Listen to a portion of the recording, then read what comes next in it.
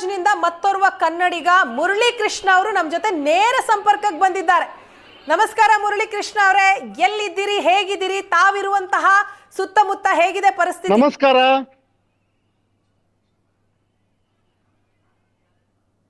ನನ್ನ ಧ್ವನಿ ಕೇಳಿಸ್ತಾ ಇದೆಯಾ? ಕೇಳಿಸ್ತಾ ಇದೆ, ಕಂಟಿನ್ಯೂ ಮಾತಾಡಿ ಸರ್. ನಾನು ಮುರಳಿ ಕೃಷ್ಣ, ಬಳ್ಳಾರಿಯವನು. ನಾನು ಮಹಾಕುಂಭಕ್ಕೆ ಇದು 2ನೇ ಬಾರಿ ಬರ್ತಾ ಇರೋದು. ಸಂಕ್ರಾಂತಿ ಹಬ್ಬ ಬಂದಿದ್ದೆ ಇಲ್ಲಿ ಒಂದೇ ದಿವಸಕ್ಕೆ, ಮತ್ತೆ ಪುನಃ ಮೌನಿ ಅಮಾವಾಸ್ಯೆಗೆ ಬರ್ಬೇಕಂತ ನಾನು ಇಲ್ಲಿ 6 ದಿನಗಳ ಒಂದು ಪ್ಲಾನ್ ಮಾಡ್ಕೊಂಡು ಬಂದಿದ್ದೀನಿ. 26ನೇ ತಾರೀಕು ಸಂಜೆ ಇಲ್ಲಿ ತಲುಪಿದ್ದೀನಿ.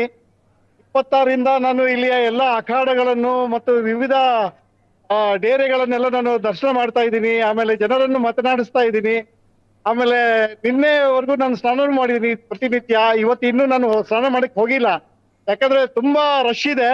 ಆ ಕಾಲ್ ತುಳಿತದಲ್ಲಿ ನಾನು ಹೋಗಕ್ ಇಷ್ಟಪಡ್ತಿಲ್ಲ. ಮಧ್ಯಾಹ್ನ ಅಷ್ಟೊತ್ತಿಗೆ ಒಂದು 12-1 ಗಂಟೆ ಅಷ್ಟೊತ್ತಿಗೆ ಜನ ಸ್ವಲ್ಪ ಖಾಲಿ ಆಗ್ತಾರೆ. ಒಂದಂತ ಬಹುತೇಕ ಜನರು ಇಲ್ಲಿಂದ ನಿರ್ಗಮನ ಮಾಡ್ತಾರೆ ಒಬ್ಬೊಬ್ಬರಾಗಿ. ಅವಾಗೆ ನಾನು ಆರಾಮಾಗಿ ನಾನು ಮಾಡ್ಬೇಕು ಅಂತ ಇದ್ದೀನಿ. ಮುರಳಿ ಕೃಷ್ಣ ಅವ್ರೀಗ ಕಾಲ್ ತುಳಿತ ಆಗಿದೆ ಅಲ್ಲ ಆ ಪ್ಲೇಸು, ಅಲ್ಲಿಂದ ತಾವು ಎಷ್ಟು ದೂರದಲ್ಲಿದ್ದೀರಿ? ನಾನು ಕಾಲ್ ತುಳಿದಾದಂತ ಪ್ರದೇಶದಿಂದ ಕೇವಲ 1 ಕಿಲೋಮೀಟರ್ ದೂರದಲ್ಲಿದ್ದೆ. ಅಲ್ಲಿ ತಮ್ಗೆ ಉಳ್ಕೊಳ್ಳೋದಕ್ಕೆ ಅಲ್ಲಿ ಬ್ಯಾರಿಕೇಡ್ ನ ಮುರ್ಕೊಂಡು ಜನ ಮುಂದೆ ಹೋದ್ರು, ಹಾಗಾಗಿ ಕಾಲ್ ತುಳಿತ ಸಂಭವಿಸಿದ್ದು. ಪ್ರಮುಖವಾಗಿ ಏನ್ ಕಾರಣ ಅಂತೀರಿ ಕಾಲ್ ತುಳಿತಕ್ಕೆ? ಯಾಕಂತಂದ್ರೆ ಉತ್ತರ ಪ್ರದೇಶ ಸರ್ಕಾರ, ಅಲ್ಲಿನ ಜಿಲ್ಲಾಡಳಿತ ಎಲ್ಲ ರೀತಿಯ ವ್ಯವಸ್ಥೆಯನ್ನ ಮಾಡ್ಕೊಂಡಿದೆ. ಎಷ್ಟು ಹೆಚ್ಚುವರಿ ಪೊಲೀಸರು ಅಲ್ಲಿದ್ದಾರೆ, ಹೆಜ್ಜೆ ಹೆಜ್ಜೆಗೂ ಕೂಡ ಪೊಲೀಸರನ್ನ ಕಾಣ್ತಾ ಇದೀವಿ. ಹಿಂಗಿದ್ರೂ ಕೂಡ ಯಾಕಲ್ಲಿ ಕಾಲ್ ತುಳಿತ ಆಯ್ತು? ಕಾಲ್ ತುಳಿತ ಆಗಿದ್ದಿಷ್ಟೇ, ಅವರು ಇದು ಸಂಚಾರ ವ್ಯವಸ್ಥೆ ಸುಗಮವಾಗಿರ್ಬೇಕು ಅಂತ ಹೇಳಿ ಅವರು ಕೆಲವೊಂದ್ ಕಡೆ ಬ್ಯಾರಿಕೇಡ್ಗಳು ಹಾಕಿದ್ದಾರೆ.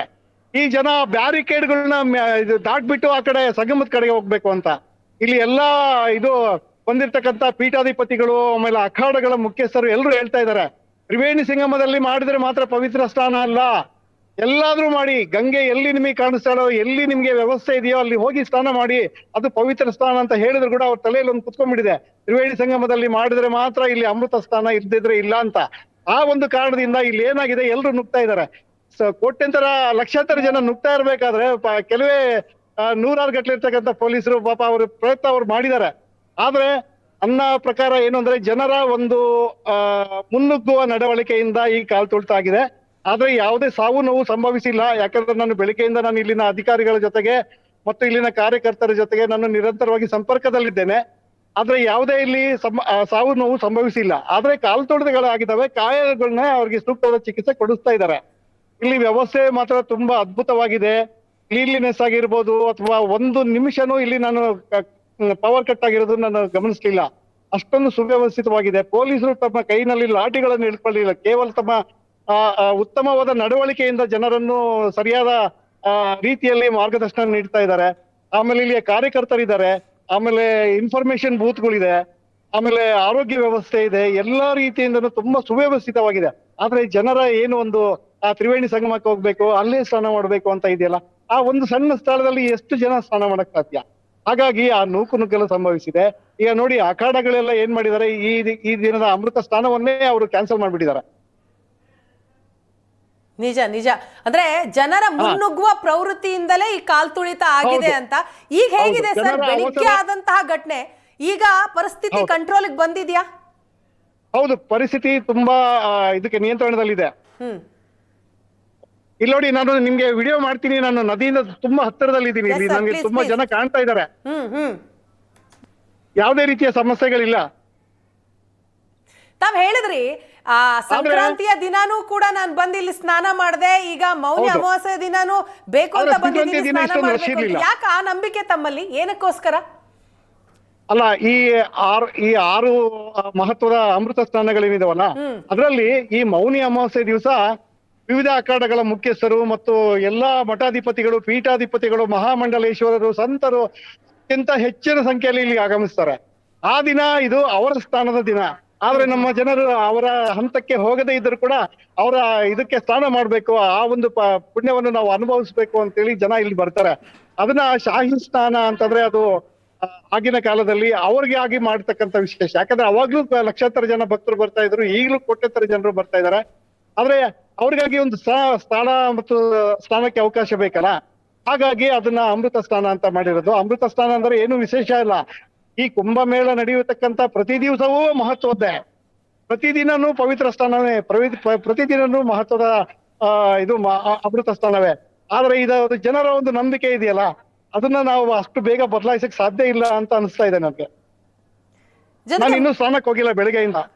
ಓಕೆ ಓಕೆ, ಅಂದ್ರೆ ಸ್ವಲ್ಪ ಜನ ಕಮ್ಮಿ ಆದ್ಮೇಲೆ ಹೋಗ್ಬೇಕು ಅಂತ ನೀವಿದ್ದೀರಿ. ಜೊತೆಗೆ ತಾವ್ ಹೇಳಿದ್ರಿ 6 ದಿನದಿಂದಲೂ ಕೂಡ ನಾನು ಇಲ್ಲೇ ಇದ್ದೀನಿ ಅಂತ, ಅಲ್ಲಿಯ ಸುತ್ತಮುತ್ತಲಿನ ಜನರ ಜೊತೆ ಮಾತಾಡಿದ್ದೀನಿ ಅಂತ. ಏನ್ ಹೇಳ್ತಾ ಇದ್ದಾರೆ ಜನ? ಇದು 4 ದಿವಸ ನಾನು ಇಲ್ಲಿರೋದು. ಅಲ್ಲಿನ ಜನರ ಜೊತೆ ನೀವು ಮಾತನಾಡಿದ್ರಿ, ಏನ್ ಹೇಳಿದ್ರಿ ಸರ್?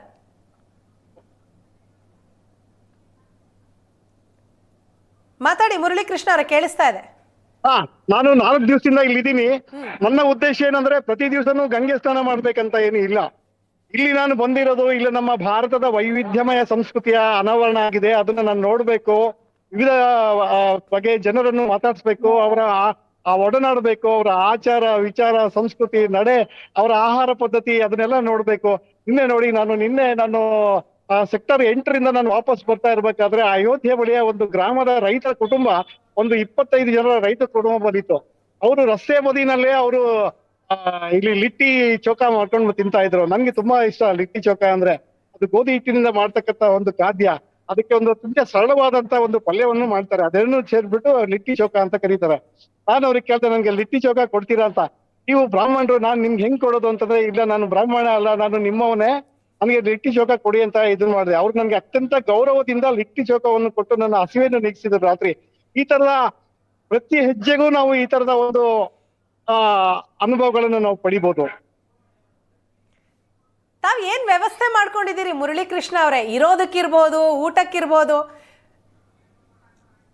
ಯಾವುದಕ್ಕೆ ಸಮಸ್ಯೆ ಇಲ್ಲ, ಯಾವುದಕ್ಕೂ ಸಮಸ್ಯೆ ಇಲ್ಲ. ಇಲ್ಲಿ ನೋಡಿ, ಬಂದಂತವ್ರಿಗೆ ಯಾರು ಇಲ್ಲಿ ನಿನ್ನೆ ನಮಾಮಿ ಗಂಗೆ ಒಬ್ಬ ಕಾರ್ಯಕರ್ತರನ್ನ ಭೇಟಿ ಮಾಡಿದೆ. ಅವರು ನಿನ್ನೆ ಏನ್ ಮಾಡಿದ್ರು ಅಂದ್ರೆ, ನಿನ್ನೆ ಒಂದು ಕೂಪ ಬ್ರಿಡ್ಜ್ ಮೇಲ್ಗಡೆ ಜನರ ನಡೆದಾಟಕ್ಕೆ ಬಿಡ್ತಾ ಇರ್ಲಿಲ್ಲ. ಅವರು ಪೊಲೀಸರನ್ನ ಕನ್ವಿನ್ಸ್ ಮಾಡ್ಬಿಟ್ಟು ಒಂದ್ ಕಡೆ ಎಲ್ಲಾ ಕಡೆನೂ ನಾವು ಈ ತರ ಜನರಿಗೆ ಬ್ಲಾಕ್ ಮಾಡಿದ್ರೆ ಅವರ ಸಂಚಾರ ಕಷ್ಟ ಆಗುತ್ತೆ ಅಂತ ನಮಾಮಿ ಗಂಗೆ ಟೀಮ್ ಮುಖ್ಯಸ್ಥರು ಮತ್ತೆ ಅವರೆಲ್ಲ ಬಂದ್ಬಿಟ್ಟು ಮಾತಾಡಿ ನನ್ನ ಕಣ್ಣೆದುರುಗಡೆನೆ ಅವರು ಅವರಿಗೆ ಬಿಡುಗಡೆ ಮಾಡ್ತಿದ್ರು. ಅವ್ರ ಹತ್ರ ಹೇಳ್ತಾ ಇದ್ರು ಏನಂದ್ರೆ, ಇಲ್ಲಿಯ ಮಹಾಕುಂಭಕ್ಕೆ ಬಂದಂತಹ ಪ್ರತಿ ಯಾತ್ರಿಕರು ಒಂದು ಮುಗುಳ್ನಗೆಯನ್ನು ಹೊತ್ತು ಮನೆಗೆ ಹೋಗ್ಬೇಕು. ಅದು ನಮ್ಮ ಸಾರ್ಥಕ ಕ್ಷಣ. ಹಾಗೆ ಆದಾಗೆ ಮಾತ್ರ ಈ ಮಹಾಕುಂಭದ ಯಶಸ್ಸು. ಎಸ್ ಮುರಳೀಕೃಷ್ಣ ಅವರ ಸಂಪರ್ಕ ಕಡಿತಗೊಂಡಿದೆ. ಕಳೆದ 4 ದಿನದಿಂದಲೂ ಕೂಡ ಪ್ರಯಾಗ್ರಾಜ್ನಲ್ಲೇ ಇದ್ದಾರೆ.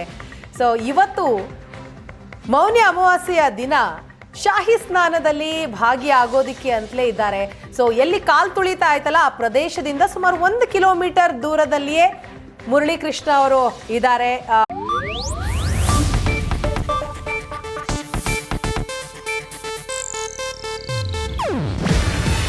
ಇದು ಏಷ್ಯಾನೆಟ್ ನ್ಯೂಸ್ ನೆಟ್ವರ್ಕ್ ಪ್ರಸ್ತುತಿ. ನೀವು ನೋಡ್ತಿದ್ದೀರಾ ಏಷ್ಯಾನೆಟ್ ಸುವರ್ಣ ನ್ಯೂಸ್.